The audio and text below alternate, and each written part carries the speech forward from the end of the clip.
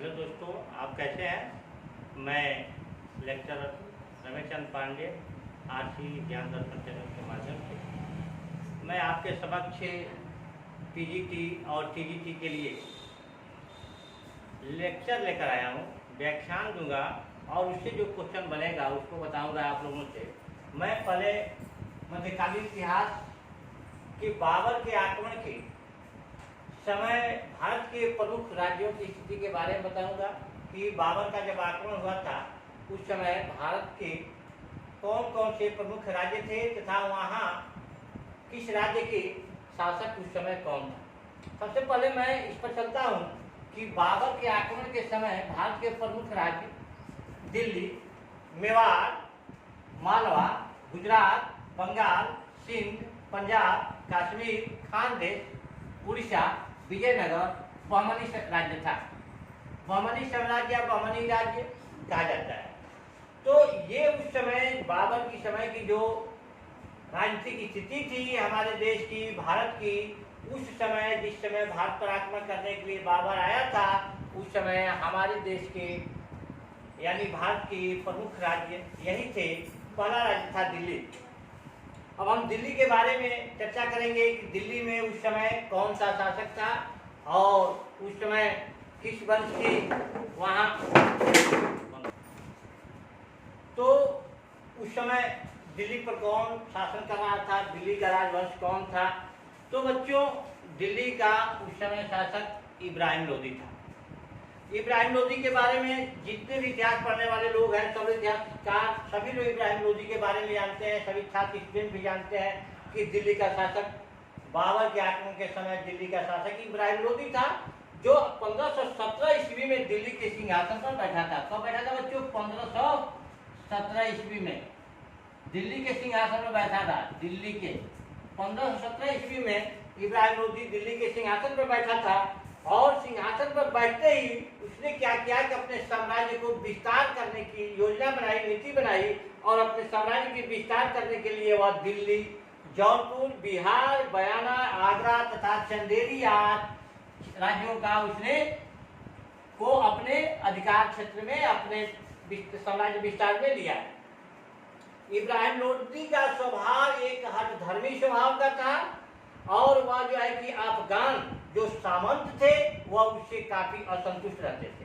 कारण उसका यह था कि वह इतना हठधर्मी था, इतना हठी था कि जो कहता था वही करने के लिए वह उतावला हो जाता था। इसलिए जो उसके सामंत थे, जो उसके अफगान सरदार थे, वह उससे काफी असंतुष्ट रहते थे, जिसके कारण वह सुल्तान का जो चाचा था, स्वयं जो सुल्तान का चाचा था जिसका नाम था आलम खां, वह लोदी के आंखों की जो लोदी था, ये आपका आलम खां लोदी जो था वह भी दिल्ली के, जो खुद इब्राहिम लोदी का चाचा था, दिल्ली के सिंहासन पर उसकी भी आंखें जमी हुई थी।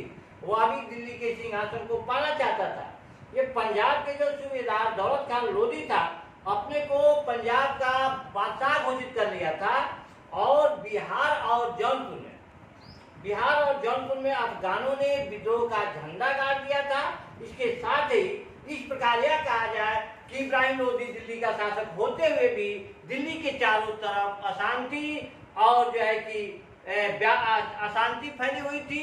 वहाँ आपस में जो है कि उनमें अपने ही अंदर जो है कि एकता की भावना स्थापित नहीं थी, जिसका फायदा इब्राहिम लोदी के समय बाबर ने उठाया था। अब हम देखते हैं मेवाड़। जब बाबर के आक्रमण समय भारत का मेवाड़ जो राज्य था वह कैसा राज्य था। मेवाड़ के बारे में आप लोग जानते हैं कि मेवाड़ राजस्थान का सबसे शक्तिशाली राज्य था। मेवाड़ राजस्थान का सबसे शक्तिशाली राज्य था मेवाड़।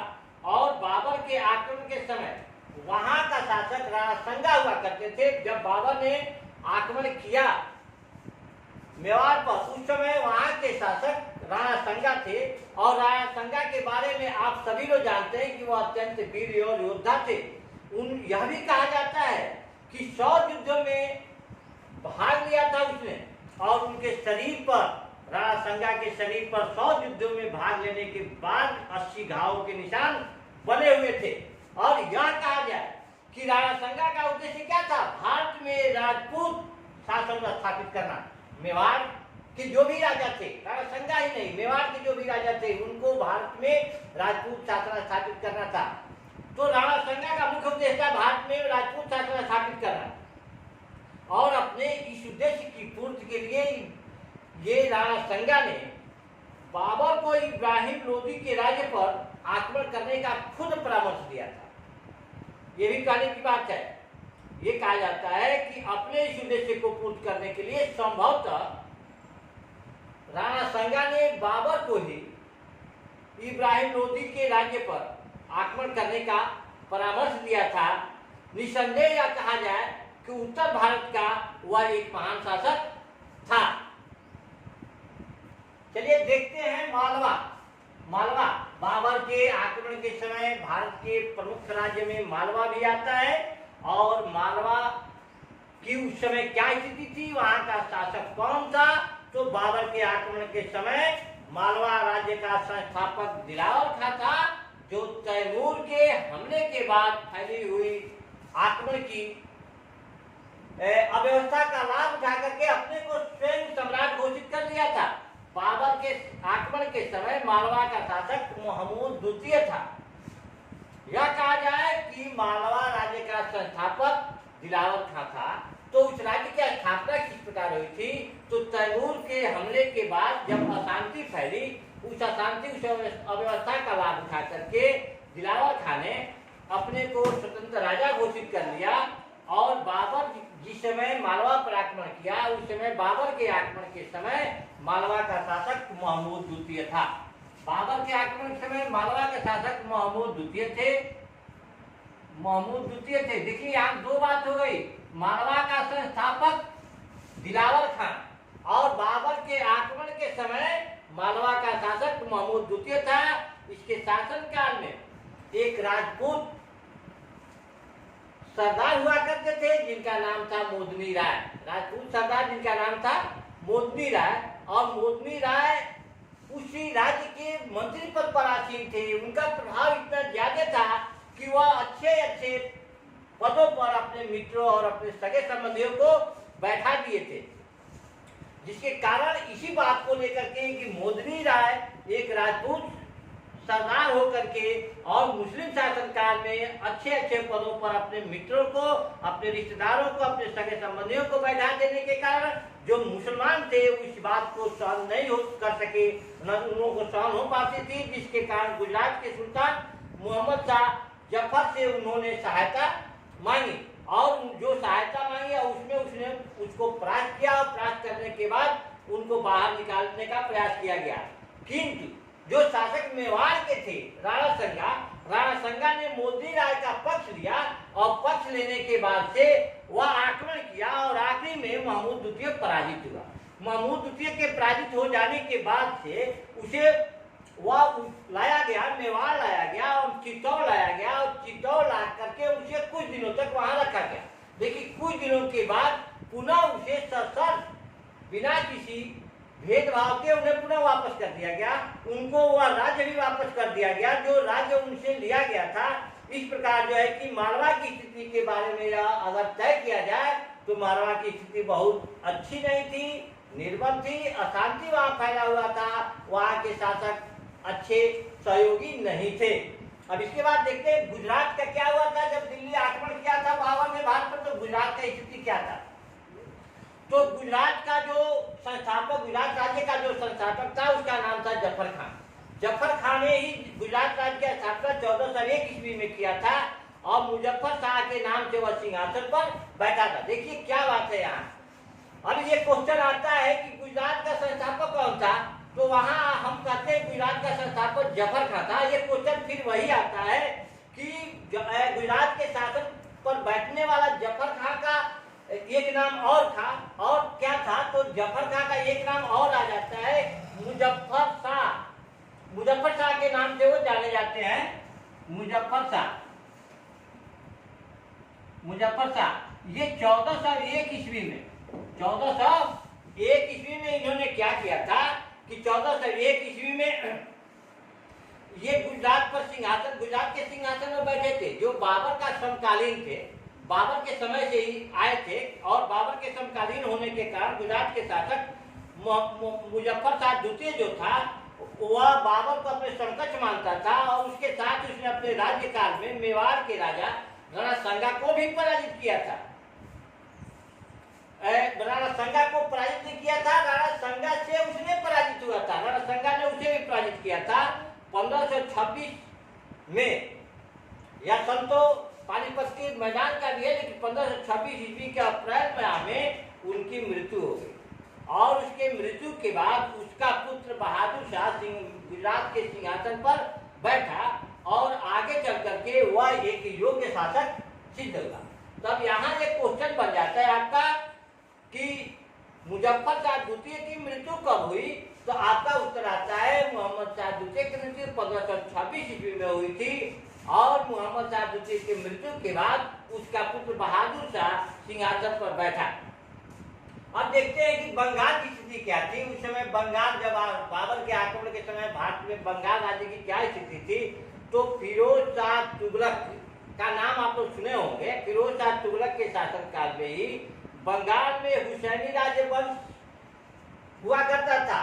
और वह हुसैनी राजवंश जो है कि अपने को स्वतंत्र मान लिया था, स्वतंत्र हो गया था, जिसके कारण राजवंश का जो उस राजवंश का हुसैनी राजवंश का जो प्रथम सुयोग्य शासक था उसका नाम था अलाउद्दीन हुसैन शाह। अलाउद्दीन हुसैन शाह बंगाल का अलाउद्दीन हुसैन, हुसैनी राजवंश का था हुसैन शाह, अलाउद्दीन हुसैन शाह। हुसैनी शाह के नाम से वह सिंहासन पर बैठा था। उसके साथ ही जौनपुर का जो सुल्तान था जिसका नाम था हुसैन शाह सरकी, जौनपुर का हुसैन शाह सरकी, देखिए नाम एक ही तरह का नाम है, हुसैन शाह सरकी। इसी तरह के क्वेश्चन आते हैं जो कि कंफ्यूज कर देते हैं पीजीटी और टीजीटी में। पीजीटी के एसएसटी के लिए, सोशल साइंस के लिए ये बहुत इंपॉर्टेंट, और पीजीटी के लिए तो सभी सब इंपॉर्टेंट है। तो यहाँ बात ये आती है आपके सामने कि जो है कि अलाउद्दीन हुसैन के बाद जौनपुर का जो सुल्तान था उसका नाम था हुसैन शाह सरकी। और हुसैन शाह सरकी के यहाँ उसने जाकर के शरण ली, और शरण लेने के बाद से जो दिल्ली के शासक थे सिकंदर लोदी से ही उसका संघर्ष हो गया। शरण लेने के कारण सिकंदर लोदी से जब संघर्ष हो गया, लेकिन बाद में फिर दोनों पक्षों में शांति हो गई, दोनों पक्षों में समझौता किया गया, संधि हो गई।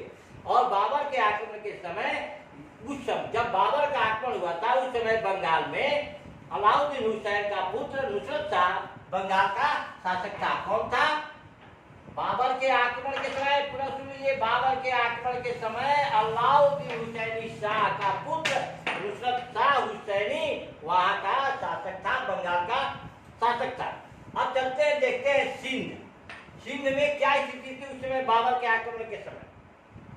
जब भारत पर बाबर का आक्रमण हुआ तो सिंध की स्थिति यह थी कि मोहम्मद तुगलक का उस समय मृत्यु होने के बाद, जब उसकी मोहम्मद शाह तुगलक का मृत्यु हो गया, तो मोहम्मद शाह तुगलक के मृत्यु होने के बाद सिंध राज्य अपने को स्वतंत्र घोषित कर लिया।